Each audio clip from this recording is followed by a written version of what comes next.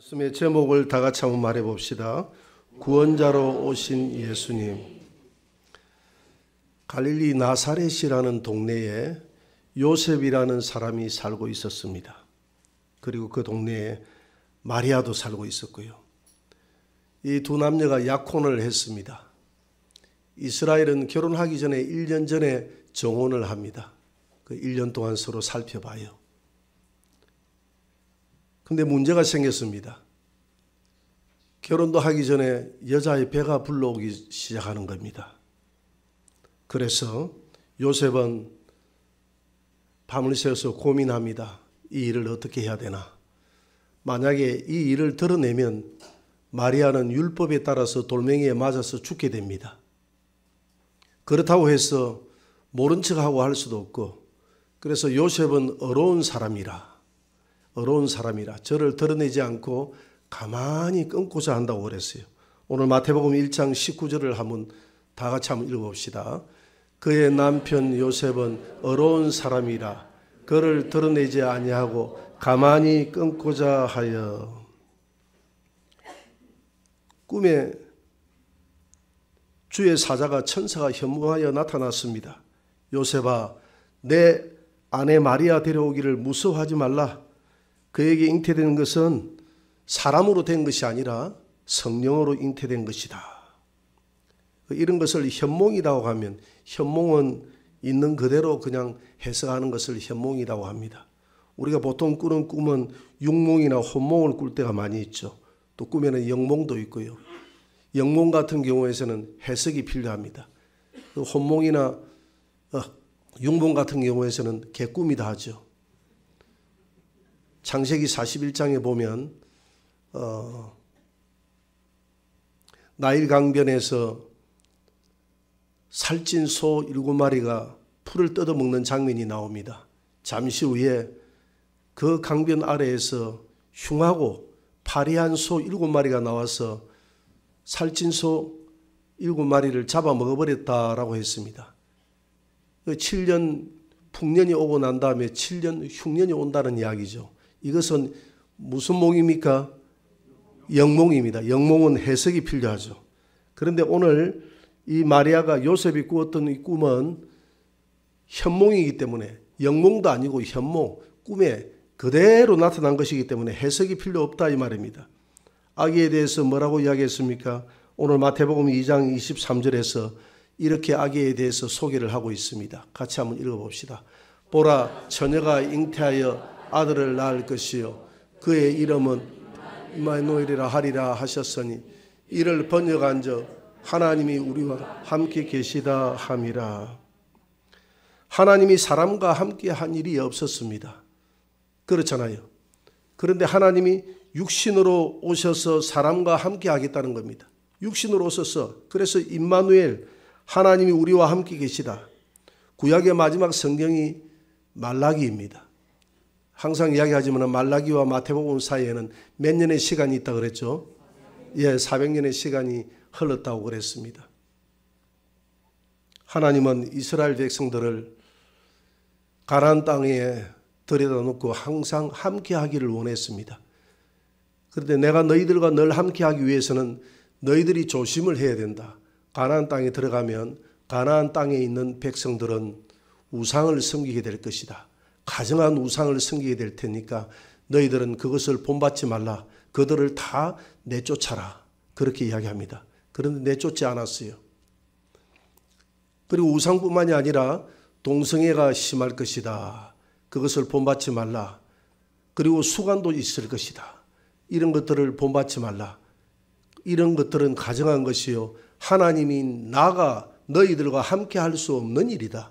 그러니까 너희들은 그들을 쫓아내라 그랬는데 그들을 쫓아내지 않고 이스라엘 백성들은 그들과 함께 섞이기 시작합니다.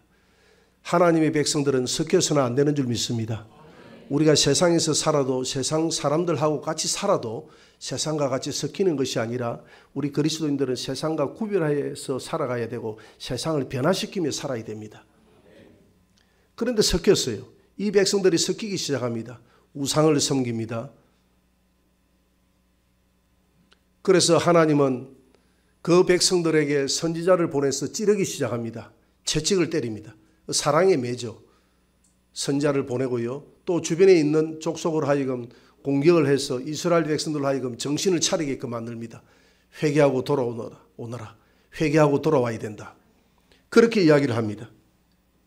그럼에도 불구하고 그들은 정신을 차리지 않습니다.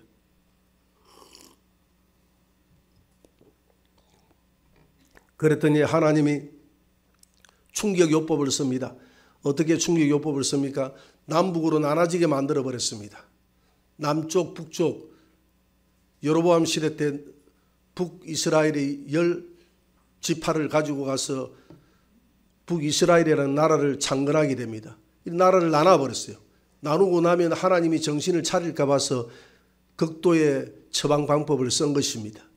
그럼에도 불구하고 그들은 더 회개하지 않습니다. 더 악해지기 시작합니다. 그래서 북이스라엘을 저 아수르에 의해서 멸망하게 만들고 남유다로 하여금 그 모형을 쳐다보면서 회개하게끔 만듭니다.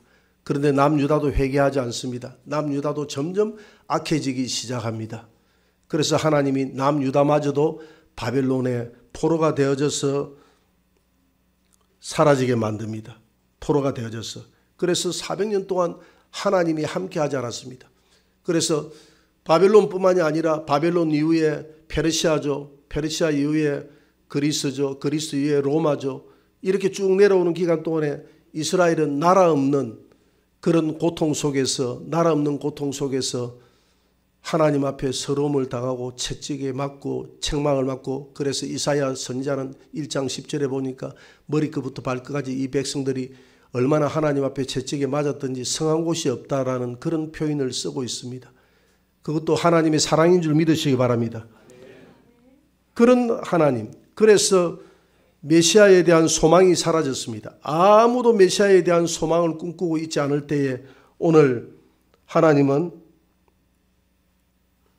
천사들을 보내사, 이 천사를 보내사 바로 메시아가 태어난다, 여호와 하나님이 이 땅에 오신다, 놀랍고 어마어마한 말씀을 선포하기 시작합니다. 그래서 오늘 마태복음 2장 23절에 이 말씀은 이 마태가 이 말씀을 700년 전에 예언했던 이사야의 말씀을 인용한 말씀입니다. 얼마나 그냥 영광스럽게 기쁘게 인용했는지 모릅니다. 마태는 유대인이잖아요. 유대인인 마태가 하나님이 자기들을 버렸다라고 생각했는데 하나님이 우리를 버리지 않았습니다. 하나님이 우리와 함께합니다. 하나님이 우리와 함께하고 있습니다.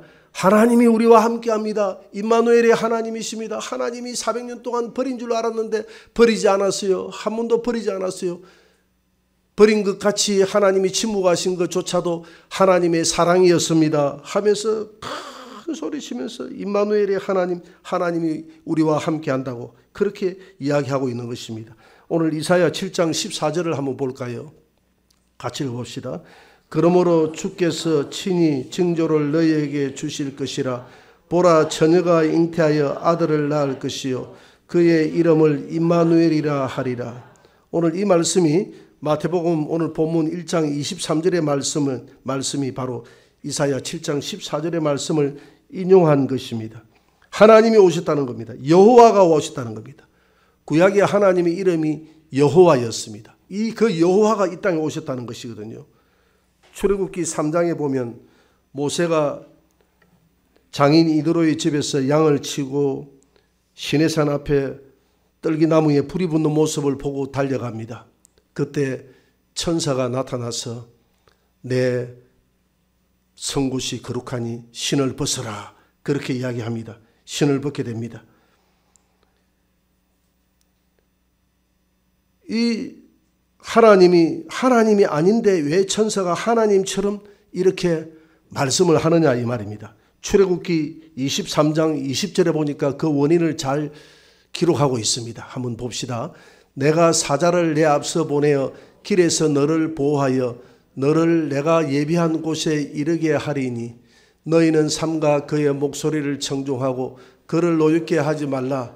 그가 너희의 허물을 용서하지 아니할 것은 내 이름이 그에게 있음이니라. 하나님의 이름이 누구에게 있다고요? 천사에게. 천사의 입에 천사가 왜 하나님처럼 그렇게 행동을 했느냐 하면 바로 천사의 입에 하나님의 말씀을 줬기 때문에 그렇습니다. 여호와의 입술을 준 거예요.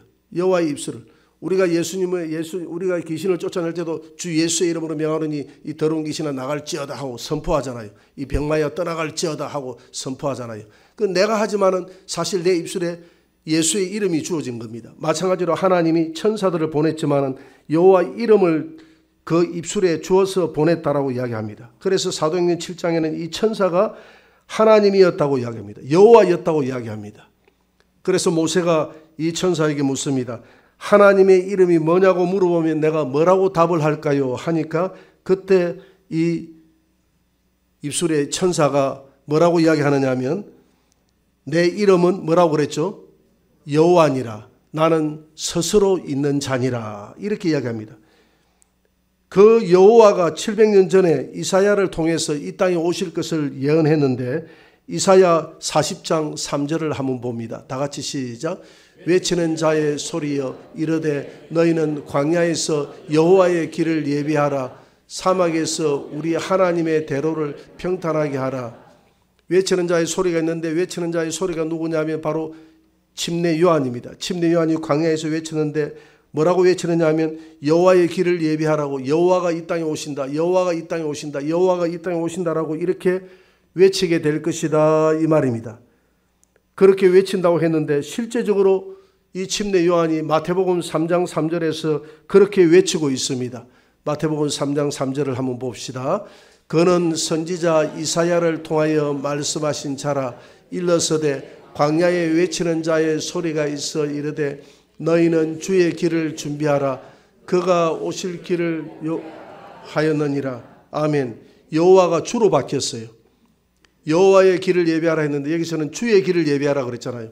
여호와가, 구약의 여호와가 이 땅에 주님으로, 저와 여러분들의 인생의 주인으로 오신 줄 믿으시기 바랍니다. 그래서 태어날 이 아기 이름은 바로 구원자요 예수님이라는 겁니다. 구원자요. 그래서 마태복음 1장 21절에서 이 예수님에 대해서 이렇게 소개를 하고 있습니다. 같이 한번 읽어봅시다. 시작.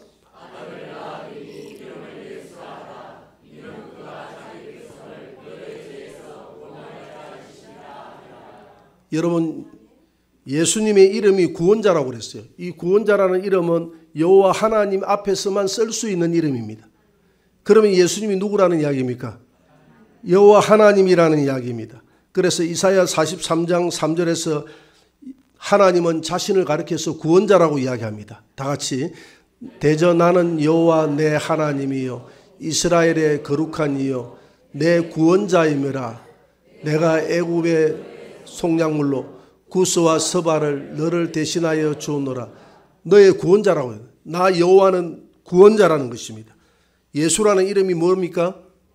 구원자라는 뜻입니다. 그러니까 하나님의 이름이 구원자고 예수님은 곧 구약의 구원자이신 여호와라는 것입니다. 그 여호와가 이 땅에 왔음을 믿으시기 바랍니다.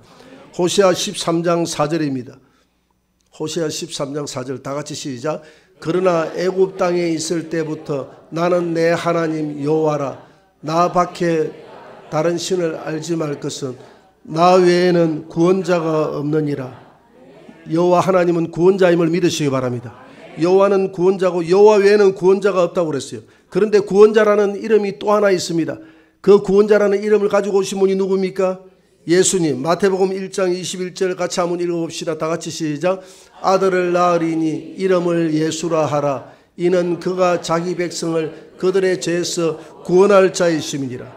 그리고 구약의 여호와와 똑같은 말을 하고 있는 것입니다. 이 말은 무슨 말입니까? 바로 구약의 여호와가 이 땅에 육체를 입고 오신 예수님이 구약의 여호와라는 것입니다. 여러분, 구원이 뭡니까? 구원을 헬라어로 소테리아라고 합니다. 소테리아, 건져내다. 수렁에 빠진 사람은 스스로 나올 수가 없습니다. 스스로 나오는 것을 구원이라고 이야기하지 않습니다. 나올 수 없는 사람을 누군가가 끄집어내어 줄 때 그것을 구원이라고 합니다. 우리가 죄와 사망의 우물 속에 빠져 있을 때 우리 예수님이 저와 여러분들을 끄집어내 준 줄 믿으시기 바랍니다. 그것을 소테리아, 건져낸다 이렇게 이야기합니다. 오늘 시편 40편 2절에서 다윗은 이렇게 표현하고 있습니다. 다 같이 시작. 나를 기가 막힐 웅덩이와 수렁에서 끌어올리시고 내 발을 반석 위에 두사 내 걸음을 견고하게 하셨느니라. 여러분 길을 걸어가다가 기가 막힐 웅덩이에 빠졌어요. 깊은 웅덩이에 빠졌어요. 이전에 어릴 때 우리 어머니가 우리 큰 누님 이야기를 하면서 우리 큰 누님이 저 우리 아래 동네에 연못이 있는데 그 연못에 연뿌리 캐다가 그 흡항구디에 빠져가지고 죽을 뻔했다. 흡항구디에 빠지면 가만히 있어야지 자꾸 빠져나오려고 하면 안 된다. 그래서 사람이 건져줬다는 겁니다. 그 일하는 사람들이 어린 아이니까 건져줬다는 겁니다. 그렇지 않으면 죽을 뻔했다는 거예요. 기가 막힐 이런 웅덩이에 빠졌어요. 기가 막힐 웅덩이에 빠졌는데 누군가가 건져줬는데 그 건져주신 분이 하나님이라는 겁니다. 하나님이 이 땅에 오신 분이 누굽니까? 예수님이 우리를 건져주신 분이십니다. 그래서 갈라디아서 3장 13절에서 예수님은 우리 인생의 모든 저주를 다 짊어졌다고 이야기합니다. 같이 읽어봅시다. 그리스도께서 우리를 위하여 저주를 받은 바 되사 율법의 저주에서 우리를 속량하셨으니 기록된 바 나무에 달린 자마다 저주 아래에 있는 자라 하였음이라. 여러분 나무에 달린 자마다 저주 아래에 있다고 그랬습니다. 예수님이 우리를 대신해서 십자가의 저주를 대신 받으신 줄 믿으시기 바랍니다. 그것뿐만이 아닙니다. 예수님이 십자가에서 우리의 저주를 대신 받았다는 사실이 무엇으로 입증됩니까? 바로 예수님이 부활하여 살아남으로 입증되는 줄 믿으시기 바랍니다. 그래서 로마서 1장 4절에는 이렇게 말씀하고 있습니다. 같이 읽어봅시다. 성결의 영으로는 죽은 자들 가운데서 부활하사 능력으로 하나님의 아들로 선포되셨으니 곧 우리 주 예수 그리스도시라. 성결의 영으로는 죽은 자 가운데서 예수님이 부활하사 예수님이 하나님의 아들이라는 것을 스스로 선포했다 이 말입니다. 예수님이 살아났다는 것은 예수님의 십자가가 저주의 십자가가 아니라 우리를 대신한 십자가인 줄 믿으시기 바랍니다. 예수님이 대신 짊어진 십자가지 예수님이 저주받은 것이 아니다 말입니다. 우리 대신 저주받았다 이 말입니다. 그것을 무엇으로 우리의 죄를 사했다는 것을 입증할 수 있습니까? 예수님이 3일 만에 부활하여 살아남으로써 인정할 수 있다고 이야기합니다. 그래서 도마는 요한복음 20장 28절에서 이렇게 말씀하고 있습니다. 다 같이 시작. 도마가 대답하여 이르되 나의 주님이시여 나의 하나님이시니이다. 예수님을 가리켜서 나의 주님이시여 그 못자국을 보고 그 손에 못자국을 쳐다보면서 나의 주 나의 하나님이라고 고백을 합니다. 나의 하나님이십니다. 오늘 임마누엘의 하나님, 구원자로 오신 하나님, 당신이 구원자로 오신 임마누엘의 하나님이 맞습니다 라고 이렇게 고백을 하는 것입니다. 예수님은 참 하나님이시요 참 여호와임을 믿으시기 바랍니다. 요한일서 5장 20절에는 예수님을 이렇게 소개하고 있습니다. 요한일서 5장 20절 다 같이 시작. 또 아는 것은 하나님의 아들이 이르러 우리에게 지각을 주사 우리로 참된 자를 알게 하신 것과 또한 우리가 참된 자 곧 그의 아들 예수 그리스도 안에 있는 것이니 그는 참 하나님이시요 영생이니라. 예수님은 참 하나님이시요 영생인 줄 믿으시기 바랍니다. 구원자로 오신 예수님은 구약의 참 여호와 하나님이시요 우리에게 영원한 생명을 주시는 영생이다 이 말입니다. 그래서 요한복음 1장 9절에서 12절까지 마지막 절입니다. 같이 한번 읽어봅시다. 만일 우리가 요한복음입니다. 요한복음 한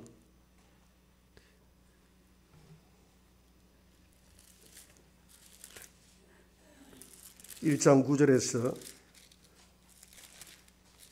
11절까지 같이 읽어봅시다. 참빛 곧 세상에 와서 각 사람에게 비추는 빛이 있었나니 그가 세상에 계셨으며 세상은 그로 말미암아 지은 바 되었으되 세상이 그를 알지 못하였고 자기 땅에 오매 자기 백성이 영접하지 아니하였으나 영접하는 자 곧 그 이름을 믿는 자들에게는 하나님의 자녀가 되는 권세를 주셨으니 아멘. 예수님은 자기 땅에 왔다고 했습니다. 이 땅이 예수님이 창조하신 땅인 줄 믿으시기 바랍니다. 그러나 아무도 영접하지 않았으나 이 빛을 바라보고 영접하는 자 곧 그 이름을 믿는 자들에게는 하나님의 자녀가 되는 권세를 주셨으니 오늘 성탄절을 맞이해서 이 땅에 구원자로 오신 이 여호와 예수님을 마음껏 여러분들의 가정에 여러분들의 자녀들에게 여러분들의 교회에 우리 교회에 여러분들의 삶 속에 영접하는 그런 은혜가 있게 되기를 주의 이름으로 축원합니다.